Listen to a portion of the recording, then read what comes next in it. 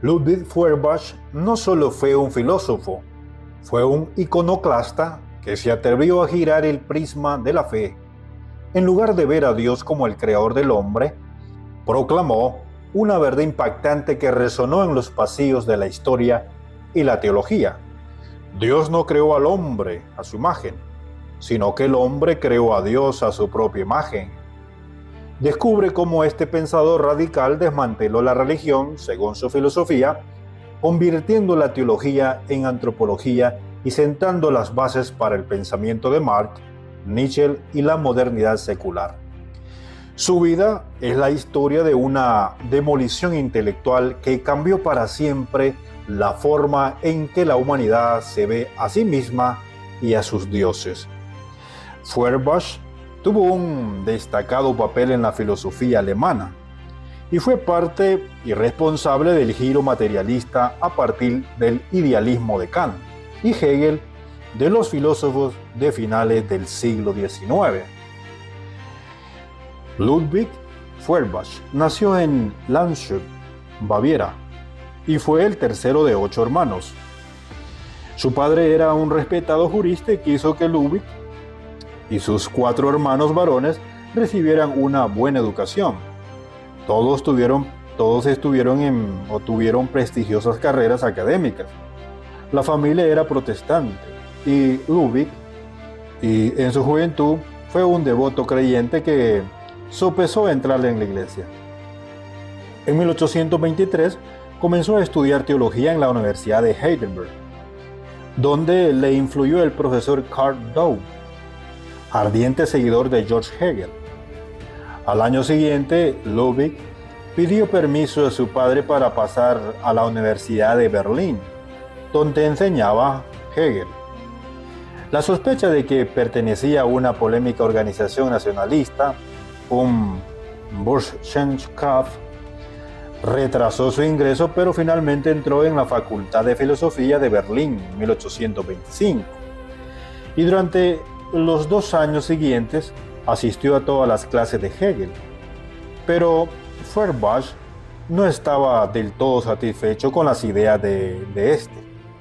Y junto con otros estudiantes de parecida manera de pensar, formó un grupo llamado los Jóvenes Hegelianos, cuya interpretación de la filosofía de Hegel era una crítica radical de la sociedad alemana contemporánea. Se fue de Berlín y terminó sus estudios en la Universidad de Erlangen, donde se graduó en 1828 con su tesis sobre la infinitud, la unidad y la universalidad de la razón. Feuerbach se quedó en Erlangen, donde enseñaba historia de la filosofía moderna y en la década de 1830 publicó varios libros sobre el tema. Su ambición era ser docente en la Universidad de Berlín, pero a pesar de su reputación, no pudo obtener allí un puesto académico. En 1837 se casó y se fue de Erlangen para vivir una vida sencilla y campestre en Brucksberg, cerca de Nuremberg, donde su esposa había heredado parte de una fábrica de porcelana. Con los ingresos de esta, junto a una pequeña pensión de su padre y lo que ganaba con sus escritos, pudo dedicarse a su carrera como filósofo independiente. Seguía en contacto con los jóvenes hegelianos. Escribía artículos para su revista, Anales de Hall por la ciencia y las artes alemanas, y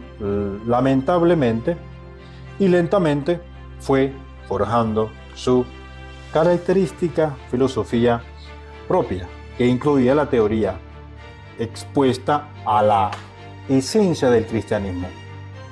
1841, de que la religión es un constructo humano y que Dios es una proyección de ideales humanos, y por tanto, entre más dentro del ámbito de la antropología que de la teología.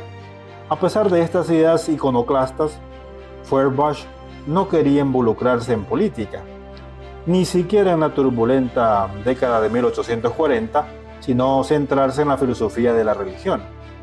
Sin embargo, en su interpretación de Hegel fue una gran influencia sobre Karl Marx y Friedrich Engels. En 1859, la empresa de porcelana de Bruckberg quebró, lo que redujo considerablemente sus ingresos. Se trasladó con su mujer y su hija a un alojamiento más modesto, pero los problemas económicos le pasaron factura. Escribió cada vez menos y murió en 1872 tras un periodo de mala salud. ¿Te sientes identificado con lo que hablamos hoy? Únete a nuestra comunidad suscribiéndote al canal, déjanos un like para apoyar la conversación.